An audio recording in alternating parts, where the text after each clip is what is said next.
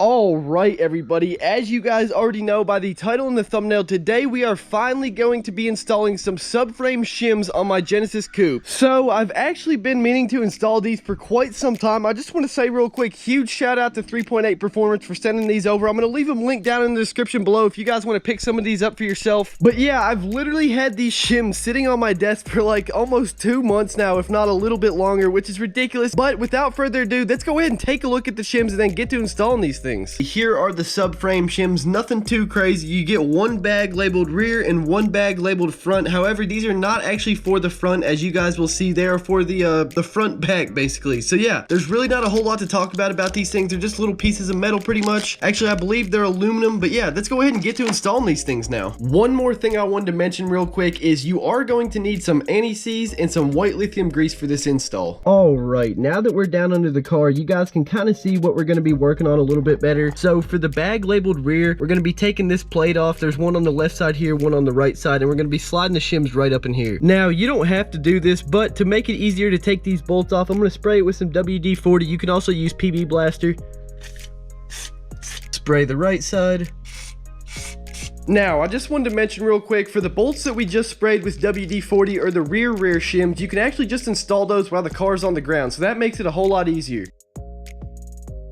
Alright, so the first thing you're going to want to do is take this bolt off right here. It's a 19mm. We just got ourselves an impact gun. It should come right off. Plate comes off. Shims just go right up in there. Now, before we put the shims in there, you got to put some white lithium grease on them. Make sure it's all over it. We're shoving it up in between something that's rubber, so like it's gonna be very, it's probably not gonna go in there basically if you don't put this on there, yeah. Now you're just gonna wanna stick it in between the front gap or the back gap. The sides have like a bridge in between them, so you can't stick anything in there.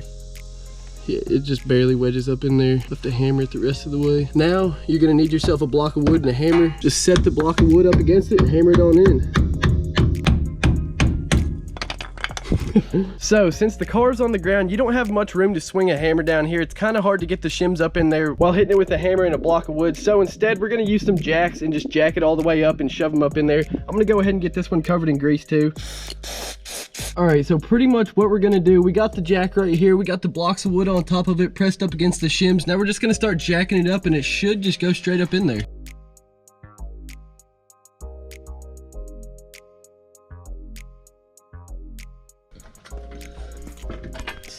Going. Pushing the car up though. Yeah. We ended up spraying some more grease up around in where we're hammering it into just to make it go up there easier. Once we did that, it actually started going up there a lot better. Alright, so we pretty much got the driver's side rear ones in. Now, I know you're not supposed to necessarily just hit it with the hammer itself, but we did it. We were just being very careful. They're up in there. It's not damaged or anything. So now we're just going to go ahead and put the plate back on, and then the driver's side rear should be done. Alright, now before we screw everything back together, we're just going to put some anti-seize on this bolt sticking out right here to make sure everything goes on there perfectly.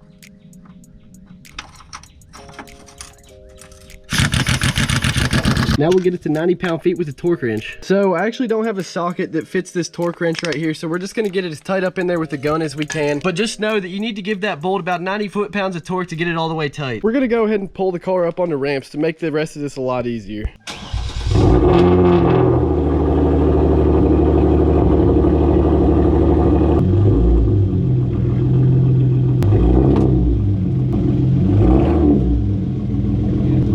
All right, now we're gonna go ahead and do the passenger side rear shims.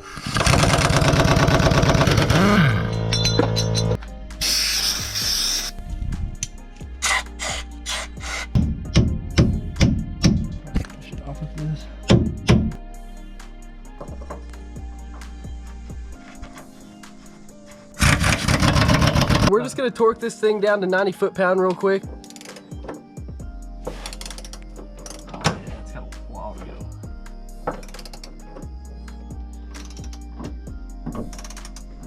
So we got both of these plates back on and tightened down all the way. We're gonna go ahead and install the front rear shims now. So for the fronts, I think you can kind of see this bracket right here, but this side, this is a 19mm bolt, and then these two right here, I hope you can see them. I'm gonna get a better angle here in a minute, but these are two 14mm bolts. You just take out these 3 bolts, the bracket comes off, and the shims slide right up in there.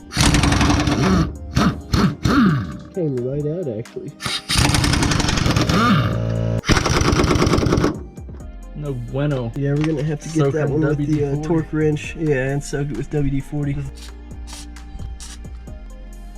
So I didn't get it recorded, but we just got that bolt broken loose with the torque wrench.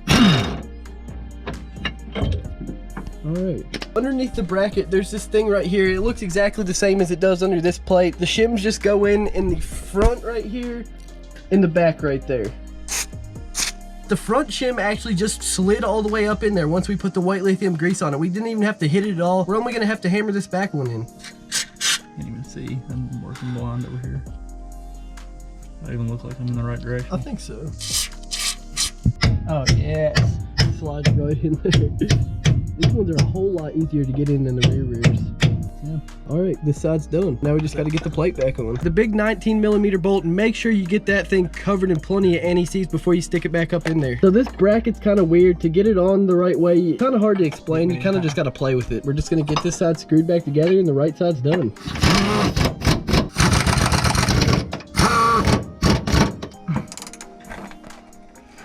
Okay. Now we just got to get the driver's side front and rear done.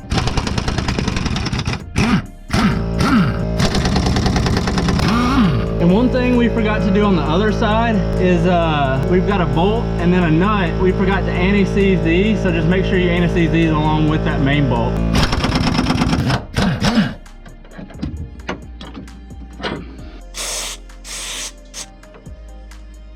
That back one right here, it goes in really nice and easy, just slides all the way up in there. And then once you get this front one beat in, it'll tighten that gap on the back.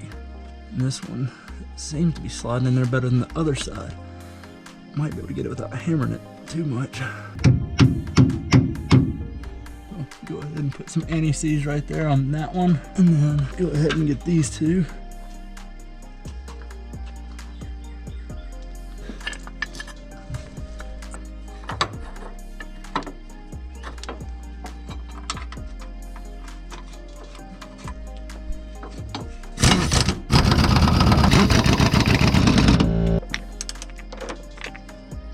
Okay, I think that's it. I believe we are all done now. The shims are finally installed.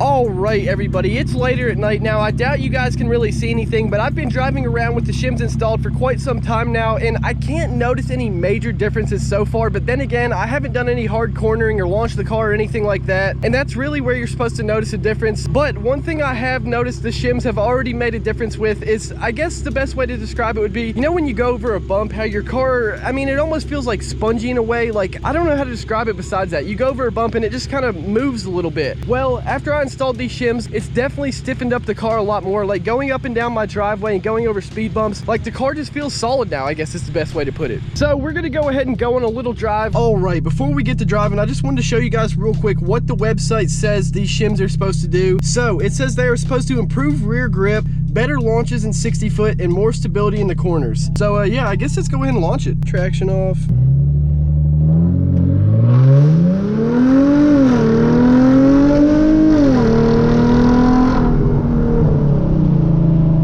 Definitely didn't spin at all, but I feel like the tires, the new wheels and tires, are probably the main reason for that.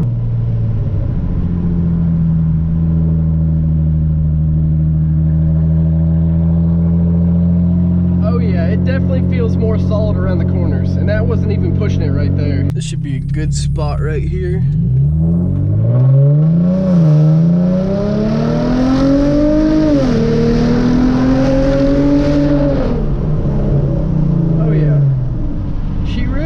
Another nice little spot here.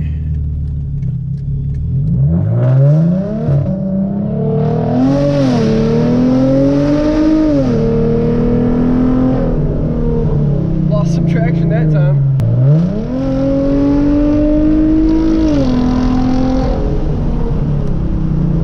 There's a nice turn coming up right here.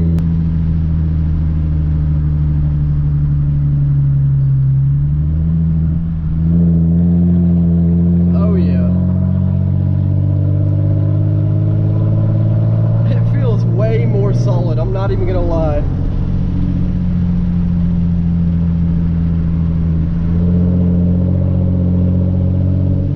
Like, you just just feel planted on the ground. It honestly makes a pretty nice difference. All right, everybody. So I'm gonna be completely honest. I really do feel like you can notice a pretty major difference when it comes to cornering once you have these shims installed. It feels so much more solid around the corners. It's actually kind of crazy. I drive these roads all the time. I'm used to how my car feels. I normally 100% feel body roll going around those turns that fast, and literally it's stiff as it can be now. It feels so much better. Now, when it comes for the launching and the 60 foots and whatnot, I can't really say for sure. I mean, I'm sure it makes a difference, but I myself could notice it. But then again, I didn't actually test the 60 foot or anything like that. I just went off a feel, and yeah, it feels really great around the corners. I know for a fact. Now, would I recommend getting yourself some subframe bushing shims? Honestly, I'd say yes. For the price and for what it provides, like, you can't really beat it. I mean, I would have to say that it's the best bang for your buck handling mod. Obviously, wheels and tires would be your best bet, but that is way more expensive. I believe these shims cost like $40-50 max, which for what they provide, it's so worth it in my opinion. I really do recommend them. Also, the install, it is way simpler than I would have imagined. Like, I literally have had these shims sitting on my desk for like 2 or 3 months now. I know it's ridiculous. I really did think they were going to be way harder to install. Like, it literally took us maybe an hour's worth of work max, which is about what the website says it'll take. It says like 60 to 90 minutes or something like that, and it's really not that hard. If you have a way to get your car even higher up off the ground than I did, it would literally be a breeze. The fronts, or I guess the front rears, those ones went in so much easier than the rear rears. Not that the rear rears were that hard, but it just took some hitting with a hammer actually, whereas the fronts pretty much just slid right in there. I literally just noticed this. It's actually pretty annoying, but this X-Tros sticker right here is just peeling off completely. It's 100% faded. It's like banana yellow where it was bright yellow before. I guess I'm gonna go ahead and peel this thing off.